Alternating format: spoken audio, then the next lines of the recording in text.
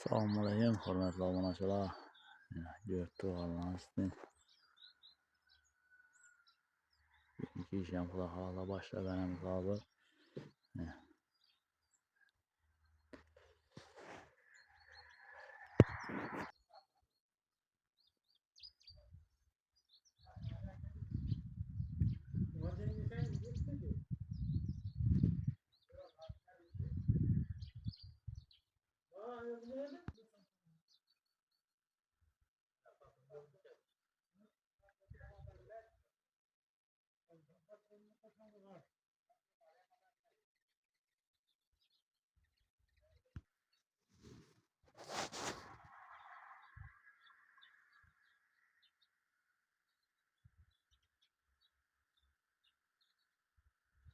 Görüşürüz hep beraber hörmətli abunəçilər.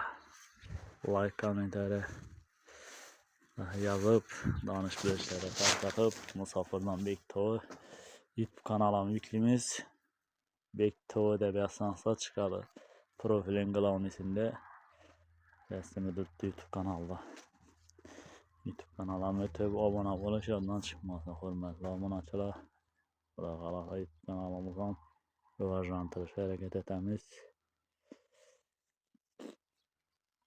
Həm məsələ səbəbçi eriş tutmuş Instagramda 3300 oldu. Xuda qalasa podpiskə YouTube'da 7000'e ötəcəyimiz. Podpiskə etib podpiskədə otursansa xuda qalasa etel işləri koyup paramız. Özbekistan'a varsak toza yenilikləri, ideyaları etəmiz nəsib olsa.